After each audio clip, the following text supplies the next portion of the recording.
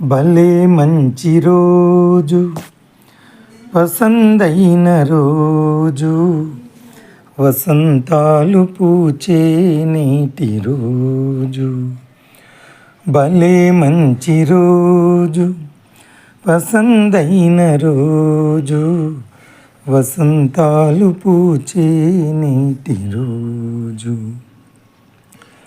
జిల్లా పరిషత్ ఉన్నత పాఠశాల నేదునూర్ 1980-81 ఎస్ఎస్సి బ్యాచ్ పూర్వ విద్యార్థుల ఆత్మీయ సమ్మేళనానికి విచ్చేసిన ఆత్మీయ అతిథులకు, చదువు నేర్పిన గురువులకు, కలిసి చదివిన సహ విద్యార్థి మిత్రులకు స్వాగతం, సుస్వాగతం.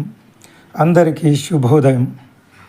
ఎప్పుడో 45 సంవత్సరాల క్రితం కలిసి చదువుకొని 6 పదులు దాటిన వయసులో తిరిగి కలుసుకోవడం, ఇది అద్భుతం, అసాధారణం, అపూర్వం. బాల్యమురా అమూల్యమురా, మళ్ళీ తిరిగి రాని కాలమురా. బాల్యమురా అమూల్యమురా, మళ్ళీ తిరిగి రాని కాలమురా. ఆటలెన్ని ఆడినా, పాటలెన్ని పాడినా, అల్లరెంత చేసినా అందమే అందము. బాల్యమురా అమూల్యమురా, మళ్ళీ తిరిగి రాని కాలమురా. పిల్లలు దేవుడు చల్లని వారే, కళ్ళకపట మెరుగని కరుణామయులే అంటారు. బాల్యంలో చేసే స్నేహం నిష్కల్మషమైనది, నిర్మలమైనది, నిజమైనది బాల్య స్నేహం. ఈరోజు కేవలం ఇది ఒక సమావేశం కాదు, మన జ్ఞాపకాలకు, మన స్నేహానికి, మన జీవిత ప్రయాణానికి ఇది ఒక సంబరం, ఒక వేడుక. ఈ సభలో మీ అందరినీ చూస్తుంటే నాకు కేవలం ముఖాలు మాత్రమే కనిపించడం లేదు, కథలు కనిపిస్తున్నాయి. పాఠశాల బెంచీలు, తరగతి గదులు, ఆట స్థలాలు, కారణం లేకుండా నవ్విన రోజులు, గంటల కొద్దీ మాట్లాడిన ఒడవని ముచ్చట్లు, భవిష్యత్తు కోసం మనం కన్న బంగారు కలలు, ఇవన్నీ నా కళ్ళ ముందు తిరుగుతున్నాయి. కాలం నీకై ఆగదు, అది ఆగితే లోకం సాగదు. కాలంతో కలిసి నడవడం, అది కదరా జీవితం. మనతో కలిసి చదువుకున్న మిత్రులు కొందరు ఈ లోకాన్ని విడిచి వెళ్ళిపోయారు. కానీ మనం ఆరోగ్యంగా, ఆనందంగా ఉండడానికి కారణం మనకు జన్మనిచ్చిన తల్లిదండ్రులు, మనకు విద్యాబుద్ధులు నేర్పిన మన గురువులు. అనురాగం ఆత్మీయత కసలు పేరు అమ్మా, అనురాగం ఆత్మీయత కసలు పేరు అమ్మా.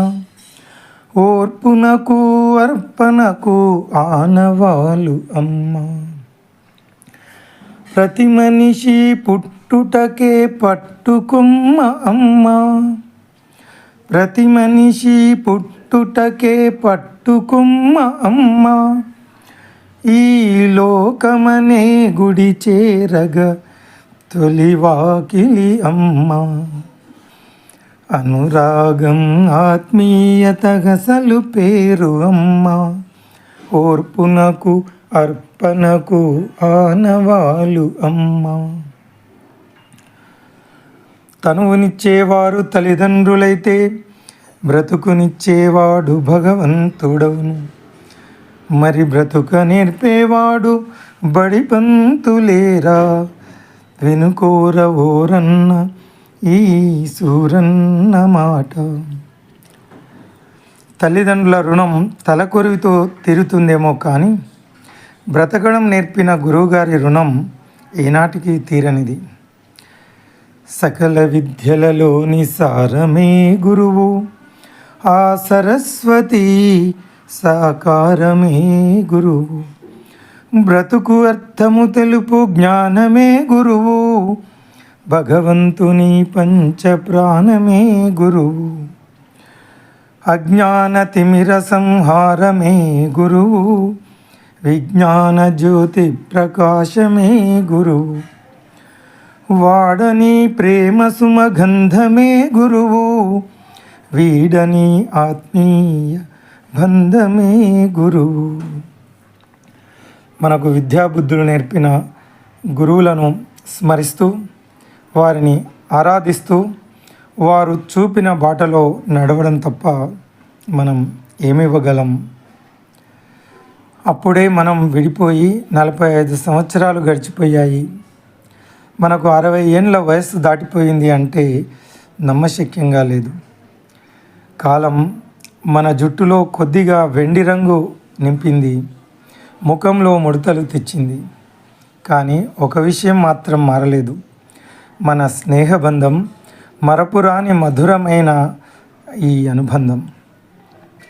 దాదాపు 10 గ్రామాల వాళ్ళు ఒకే దగ్గర కలిసి చదువుకునే అవకాశం మనకు మాత్రమే దక్కింది. చుట్టుపక్కల ఏ గ్రామానికి వెళ్ళినా ఎవరో ఒకరు మన క్లాస్మేట్స్ కనిపిస్తారు. క్లాస్మేట్స్ అనగానే వెంటనే గుర్తుకు వచ్చేది కృష్ణుడు, కుచేలుడు, ద్రోణుడు, ద్రుపదుడు. కృష్ణుడు, కుచేలుడు ఆదర్శ క్లాస్మేట్స్ ఎలా ఉండాలో మనకు తెలియజేస్తుంది.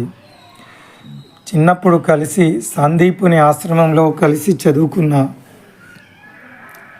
పెద్దగా అయిన తర్వాత కృష్ణుడు రాజకుమారుడిగా ఉంటాడు.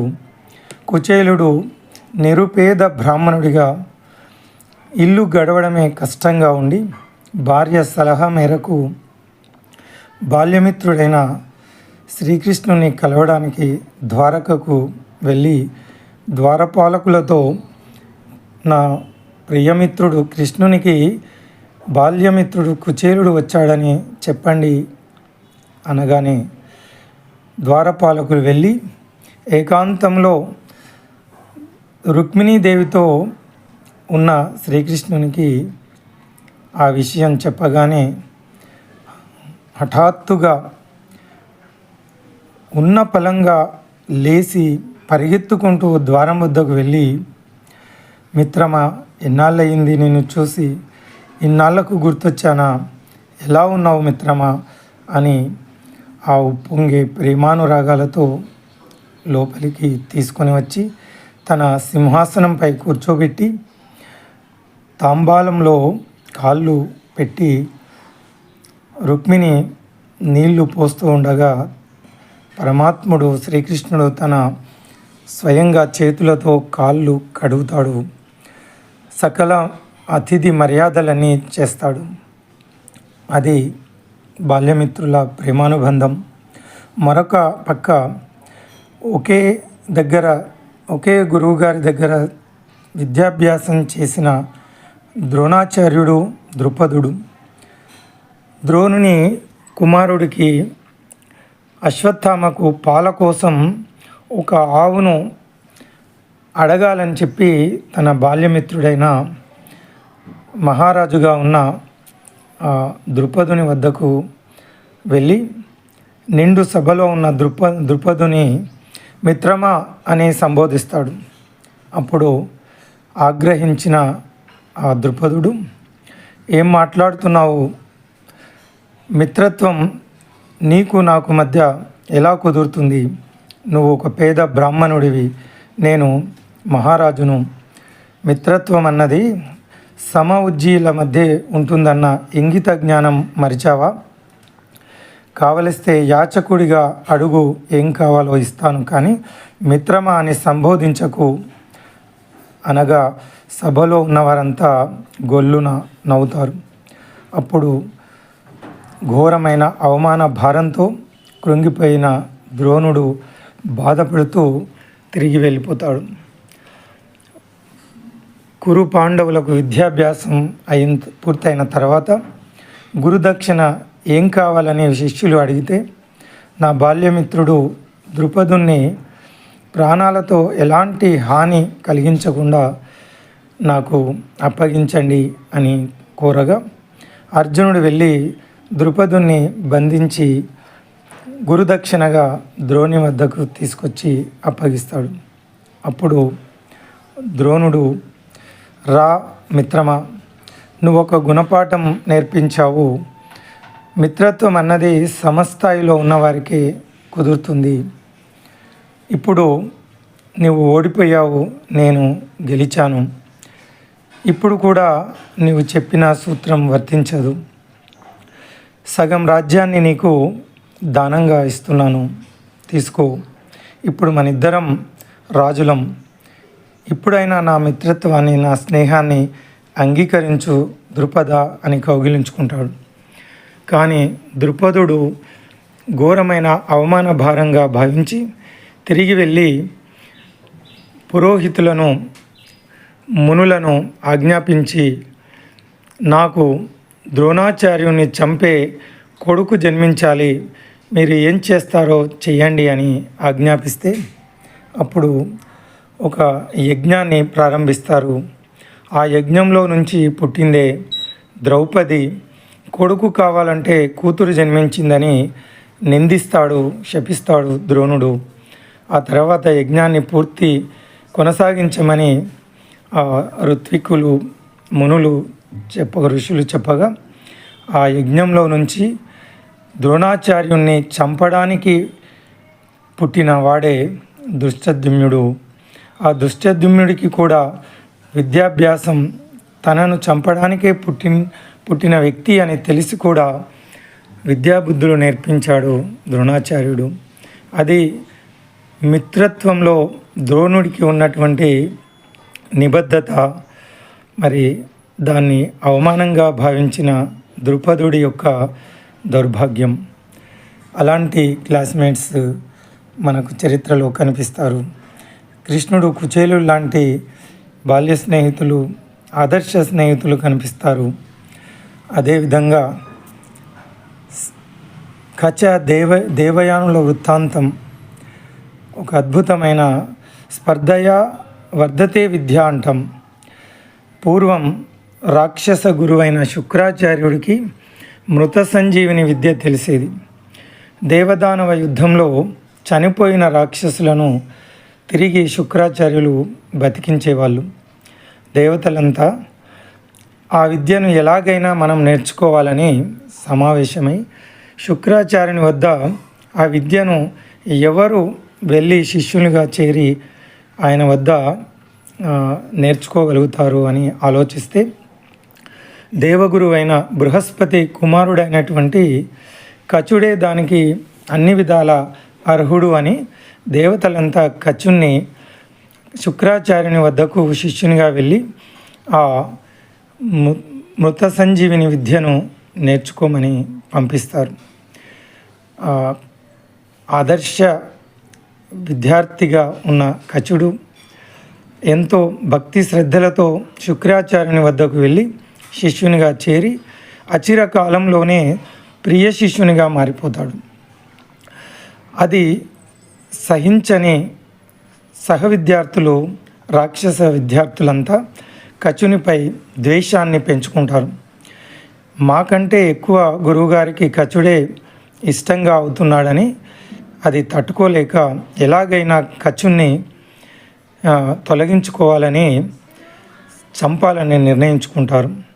ఒకరోజు అడవికి వెళ్ళిన సందర్భంలో శిష్యులంతా కచుని చంపి తిరిగి గురువుగారు బ్రతికిస్తారని కాల్చి బూడిదగా చేసి దాన్ని మద్యంలో కలిపి అది గురువుగారికే తాగిస్తారు.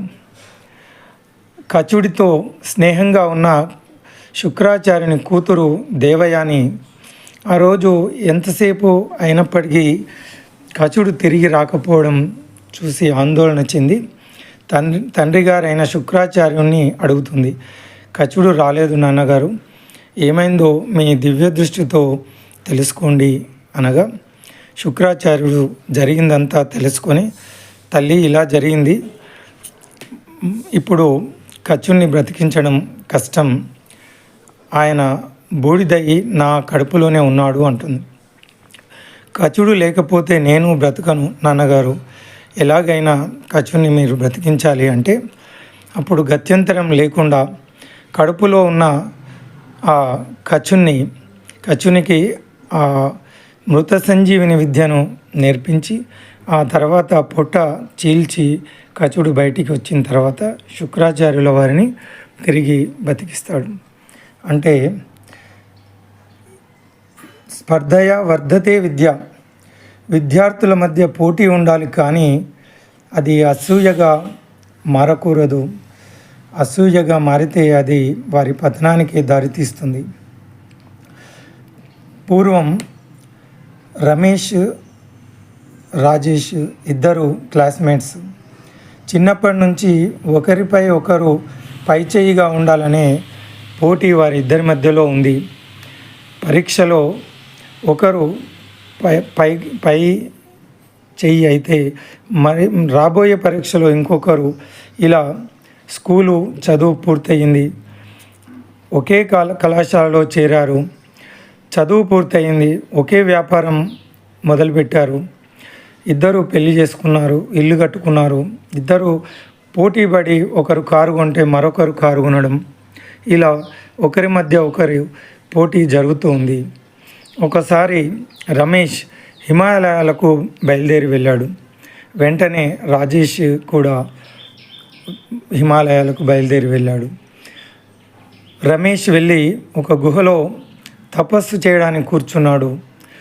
పక్కనే ఉన్న మరొక గుహలో ఎదురుగా రాజేష్ తపస్సు చేస్తూ ఇద్దరు ఘోరమైన తపస్సు చేయగా వారి తపస్సుకు మెచ్చి భగవంతుడు రమేష్కు ప్రత్యక్షమై, నాయన ఏమి నీ కోరిక అని అడగగా, స్వామి, ముందు ఎదురుగా ఉన్న నా మిత్రుని వద్దకు వెళ్ళి నా మిత్రుడు ఏం కోరుకుంటాడో దానికి రెట్టింపు రెండింతలు నాకు అనుగ్రహించండి అని కోరుతాడు. దానికి భగవంతుడు తదాస్తు అని ఆ ఎదురుగా ఉన్న రాజేష్ వద్దకు వెళ్ళి, నాయన ఏమి నీ కోరిక అని అడిగితే, స్వామి, ఇప్పుడే మీరు నా మిత్రునికి ఏదో వరమిచ్చి వస్తున్నారు కదా, అదేమిటో సెలవియండి, తర్వాత నా కోరిక కోరుతాను అంటాడు. నీ మిత్రుడు ఇలా కోరాడు అని చెప్పగా, అయితే నాకు ఒక కన్ను తీసేయండి స్వామి అంటాడు. సరే తదాస్తు అని భగవంతుడు రాజేష్కు ఒక కన్ను తీసేయగా, మరి కోరిన వరం ప్రకారం రమేష్కు రెట్టింపు ఇవ్వాలి కాబట్టి 2 కళ్ళు తీసేయాల్సి వస్తుంది. అలా ఒక కంటితో రాజేష్, 2 కళ్ళు పోయి రమేష్ తిరిగి వస్తారు. మిత్రులారా, అసూయ మనిషిని పతనం చేస్తుంది అనడానికి అది ఒక ఫన్నీ స్టోరీ అనుకోవద్దు. మనిషికి ప్రధాన శత్రువులు బయటి వాళ్ళు కాదు. ఈర్ష్య, అసూయ, రాగ, ద్వేషాలు, కామ, క్రోధ, లోభ, మద, మాత్సర్యాలే మనిషి పతనానికి కారణం. అసూయను మురికి కూపమందు మునిగినాను, అహంకృతిని అలంకృతిగా తలను దాల్చినాను, నేల విడిచి కర్ర వదిలి సాము చేసినాను, నాలో నీ ఉన్నావని నిజం మరిచినాను, ఎలా నన్ను బ్రోతువో ఓ రఘురామ, ఎలా నన్ను బ్రోతువో ఓ రఘురామ అన్నట్టు ఆ ఈర్ష్య, అసూయ ఒక కట్టెలో గనక అగ్ని పొడితే అది ఆ కర్రనంతా ఎలా దహించి వేస్తుందో, మనిషిలో గనక ఈర్ష్య, అసూయ, రాగ, ద్వేషాలు గనక ఉంటే ఆ మనిషి పతనానికి అవి కారణమవుతాయి. ఇక ఈ మధ్య కాలంలో పివి నరసింహారావు గారు, కాళోజీ వారు క్లాస్మేట్స్. పివి నరసింహారావు గారు ప్రధానమంత్రిగా ఉన్న వారు మధ్య అన్యోన్యమైన ఆత్మీయ అనుబంధం ఉండేది. వారు ఒరేయ్ కాళోజీ అంటే ఒరే నరసింహ, అరే నరసింహ అని పిలుచుకునే చనువు వారి మధ్య ఉండేది. ఒరే ఏరా అని పిలుచుకునే సాన్నిధ్యం కేవలం బాల్యమిత్రుల మధ్య ఉంటుంది కదా. మనం మిత్రులారా ఒక ప్రత్యేకమైన తరానికి చెందిన వాళ్ళం. చిన్నప్పుడు బావుల్లో ఈత కొట్టాం, పొలాలు జాలువారడం చూసాం, కోతి కొమ్మచ్చి గిల్లిదండ లాంటి ఆటలు ఆడాం. కార్తీక మాసం వెన్నెల్లో ఆడుకున్నాం, కోలాటాలు వేశాం, వీధి భాగవతాలు కన్నార్పకుండా రాత్రంతా చూసాం. నెలకొక్కసారి ఆదివారం దూరదర్శన్లో వచ్చే సినిమా గురించి నెల రోజులు వేచి పక్క ఊరికి వెళ్ళి ఆ గ్రామ పంచాయతీ ఆఫీస్ ముందు ఆ బ్లాక్ అండ్ వైట్ టీవీని కన్నులు మూయకుండా చూసేవాళ్ళం. మొబైల్ ఫోన్లు లేని కాలంలో పెరిగాం. సోషల్ మీడియా లేకుండా జీవించాం, గూగుల్ లేకుండా చదివాం. అయినా మన సంబంధాలు బలంగా ఉండేవి. మనం నిజమైన మాటలు మాట్లాడేవాళ్ళం. చేతిరాత లేఖలు లెటర్స్ రాసుకునేవాళ్ళం. బయట ఆడుకునే ఆటలే మనకు ఆనందాన్ని ఇచ్చేవి. ఇప్పుడు మనం 6 పదులు దాటిన వయసులో ఉన్నాం. కొంతమంది పదవి విరమణ చేశారు, కొంతమంది త్వరలో చేయబోతున్నారు, ఇంకొంతమంది ఇంకా సేవలో ఉన్నారు, ఇంకొంతమంది వ్యవసాయం, రాజకీయం, వ్యాపారంలో కొనసాగుతున్నారు. ఈ దశలో స్నేహం మరింత విలువైనది. యవ్వనంలో స్నేహితులు వినోదం కోసమే అవసరం, కానీ వృద్ధాప్యంలో స్నేహితులు ఆత్మవిశ్వాసం, కొండంత బలం కోసం అవసరం. స్నేహమేరా జీవితం, స్నేహమేరా శాశ్వతం, స్నేహమే నాకున్నది, స్నేహమేరా పెన్నిది అన్నట్లు ఆవేశం కాదురా ఆలోచన చెయ్యాలి, ఆర్భాటం వద్దురా ఆదర్శం చూపాలి. ఈ దశలో మనం ఒకరికి ఒకరు అర్థం చేసుకుంటాం, విమర్శించుకుంటాం, సలహాలు ఇచ్చుకుంటాం, నిశ్శబ్దంగా ఒకరికొకరు సహాయం చేసుకుంటాం, అండగా ఉంటాం. సమయం డబ్బు కంటే ఎక్కువ విలువైంది. ఆరోగ్యమే మహాభాగ్యం. ఇప్పుడు ఆరోగ్యం మన నిజమైన సంపద. అప్పుడు మనం మార్కుల ప్రోగ్రెస్ రిపోర్టు గురించి మాట్లాడుకునే వాళ్ళం. ఇప్పుడు మెడికల్ రిపోర్టుల గురించి చర్చించుకుంటాం. అప్పుడు క్రికెట్ స్కోర్ గురించి వినేవాళ్ళం. ఇప్పుడు మనం బీపీ, షుగర్, పల్స్ రేట్ల గురించి మాట్లాడుకుంటాం. అది సహజం. మనకు వయసు మీద పడింది, వృద్ధాప్యం వచ్చింది అనుకోవడం కంటే మనకు అనుభవం వచ్చింది, జ్ఞానం పెరిగింది అనుకుందాం. పూర్వం మనిషి వయస్సు 25 సంవత్సరాలే ఉండేదట. ఒకసారి గాడిద బ్రహ్మదేవుడి వద్దకు వెళ్ళి, నాకు 25 సంవత్సరాల వయస్సు తగ్గించండి మహాప్రభు అని వేడుకుందట. ప్రతి ఒక్కరూ నేను ఎంత కష్టపడి పనిచేసినా మనుషులంతా నీకు బుద్ధుందా, మనిషివా, గాడిదవా అని చెప్పి నన్ను మధ్యలో సంబోధిస్తున్నారు. నాకు దీర్ఘకాలం బ్రతకడం ఇష్టం లేదు.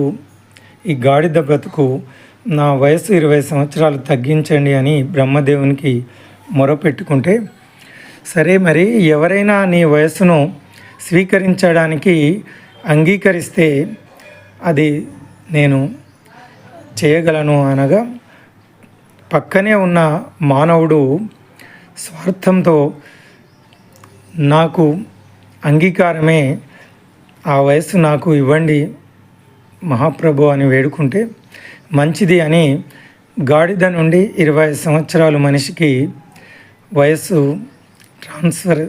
మార్చడం జరిగింది. ఈ విషయం విన్న మిగతా జంతువులు బ్రహ్మదేవుడి వద్దకు వెళ్ళి, ఇదేదో కొత్త పథకం బాగుంది అని కుక్క కూడా బ్రహ్మదేవుని వేడుకుందట. మహాప్రభు, నన్ను కూడా మనుషులు నిందిస్తున్నారు. ఎవరైనా వాగుతూ ఉంటే మనిషివా, కుక్కవా, ఏంటా వాగుడు, కుక్కలాగా వాగుతున్నావని నన్ను నిందిస్తున్నారు. నాకు ఈ బ్రతకడం ఇష్టం లేదు, నా వయసు 25 సంవత్సరాలు తగ్గించండి అంటే పక్కనే ఉన్న మనిషి స్వార్థంతో దాన్ని అంగీకరిస్తాడు. అదేవిధంగా ఇక గబ్బిలం నుండి 25 సంవత్సరాలు మనిషికి చేరుతుంది. 25 సంవత్సరాలుగా ఉన్న మనిషి వయస్సు 100 సంవత్సరాలుగా మారుతుంది. ఎవరైనా దీవించాల్సి వస్తే శతమానం భవతి శతాయు పురుష శివేంద్రియే ఆయు శివేంద్రియే ప్రతిష్టతి అంటాం. అంటే 100 సంవత్సరాలు ఆయురారోగ్యాలతో వర్ధిల్లు అంటాం. మిత్రులారా, ఇది ఒక ఫన్నీ స్టోరీగా, తమాషా కథగా అనిపించవచ్చు. అందులో అద్భుతమైనటువంటి తత్వం దాగి ఉంది. నిజంగా మనిషి వయస్సు 25 సంవత్సరాలే. అప్పుడే మన శక్తి సామర్థ్యాలు యువకులకే అత్యధికంగా ఉంటాయి. ఏది సాధించాలన్నా మనిషి ఆ 25 సంవత్సరాల వయసే నిర్ణయిస్తుంది. ఆ తర్వాత ఉద్యోగం, కుటుంబం, పిల్లలు, గాడిద అంటే వెట్టి చాకిరి కుటుంబం కోసం కష్టపడతాడు. అది 25 సంవత్సరాల నుంచి 50 సంవత్సరాల వరకు మనిషి కుటుంబం కోసం బరువు బాధ్యతలు మీదేసుకొని పని చేస్తూనే ఉంటాడు. అదే గాడిద వయస్సు. ఇక 50 నుంచి 75 సంవత్సరాలు పిల్లలు పెద్దగవుతారు. కుక్క వయస్సుతో పోల్చడం జరిగింది. మనం చెప్పే మాటలు పిల్లలు కూడా పట్టించుకోరు. మనం మాట్లాడుతూనే ఉంటాం, ఎవరు వినకుండా, కుటుంబంలోని పిల్లలు వినకుండా వెళ్ళిపోతూ ఉంటారు. ఎక్కడికి వెళ్తున్నావంటే, ఏంటి అన్నీ నీకే చెప్పాలా, ఎప్పుడొస్తావని మనం ఊరుకోకుండా జాగ్రత్త అని చెప్పే మాటలు పెడచెవిన పెడుతూ ఉంటారు. ఇక 75 నుంచి 100 సంవత్సరాలు శరీరం, కళ్ళు కనిపించవు, నడుములు వంగిపోవడం, శక్తి సన్నగిల్లడం, చేతగానితనం, కుటుంబ సభ్యులంతా బయటికి వెళ్తూ ఉంటే మనల్ని ఇంట్లో కూర్చోమని చెప్పి వెళ్తారు. నిశ్శబ్దంగా గుడ్లగూబలాగా జరిగేవన్నీ చూస్తూ ఉండడం, ఇది మనిషి జీవితం. అద్భుతంగా కథ రూపంలో మన పెద్దలు అద్భుతమైన జీవిత తత్వాన్ని మనకు అందించారు. మిత్రులారా, ఈరోజు మనం ఒక మాట ఇద్దాం. తరచూ కలుసుకుంటూ ఉంటాం. కేవలం మెసేజ్లతో కాకుండా ప్రత్యక్షంగా మాట్లాడుకుందాం. కష్టకాలంలో ఒకరికొకరు అండగా నిలుద్దాం. చిన్న విజయాలైనా, కష్టాలైనా, సుఖాలైనా కలిసి ఆనందిద్దాం. 60 తర్వాత జీవితం ముగింపు కాదు, కొత్త ఆరంభం. ఇది వాయిదా వేసుకున్న ప్రయాణాలు చేయడానికి అనువైన సమయం. మర్చిపోయిన హాబీలు తిరిగి ప్రారంభించడానికి అనుకూలమైన సమయం. ఆరోగ్యాన్ని జాగ్రత్తగా చూసుకోవాల్సిన అవసరం ఉంది. Let us not count years, let us make years count. Remember, we are not old, we are experienced. We are not retired, we are retired, ready for the next journey. మిత్రులారా, for lifelong happiness, love your life the way it is. For 1 hour happiness, go to park. For 3 hours happiness, go to a movie. For 1 day happiness, go to picnic. For 1 week happiness, go to pilgrimage or Tirtha Yatra. 1 year happiness, get a girlfriend. 3 years happiness, get married. But if you want lifelong happiness, love your life the way it is. నాకు ఇలా ఎందుకు జరిగింది, నేను ఇలా ఎందుకు ఉన్నాను, నాకు ఇది లేదు అది లేదు అని బాధపడడం